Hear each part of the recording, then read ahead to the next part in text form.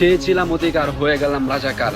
নিজের ন্যায্য অধিকার চাওয়ার পর আজকে আমরা রাজাকার। আমাদের পূর্বপুরুষ, আমাদের বাপ দাদারা, আমাদের পূর্বপুরুষরা এই জন্যই কি দেশ স্বাধীন করেছিল?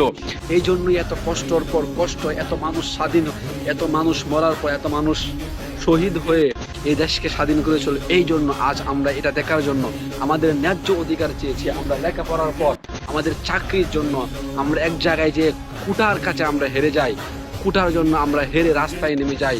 যে মেধাহীন তারাও চাকরি পাচ্ছে কুটার জন্য, আর আমরা মেধা হয়ে চাকরি পাচ্ছি না। আমাদের ন্যায্য অধিকার চাওয়াইকে আমরা আজ অন্যায় করেছি।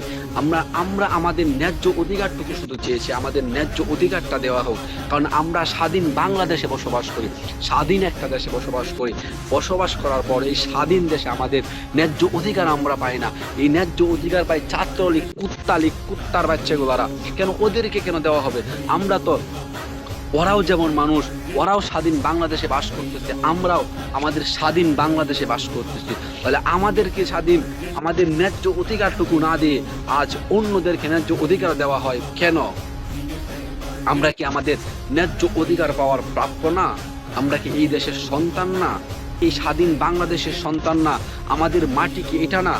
আমরা এই মাটিতে কি জন্মগ্রহণ করি নাই? তাহলে আমরা কেন আমাদের ন্যায্য অধিকারটুকু, আমরা কেন আমাদের ন্যায্য অধিকারটুকু পাবো না?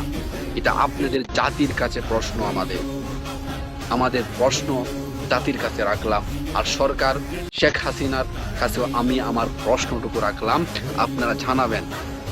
আমি আপনাকে নিজ হাতে আঙ্গুল দিয়ে বলতেছি, শেখ হাসিনা এই সরকারকে পতন করতেই হবে, নয় আমাদের ন্যায্য অধিকার এই জীবনে আমরা কখনোই আমাদের ন্যায্য অধিকার পাবো না।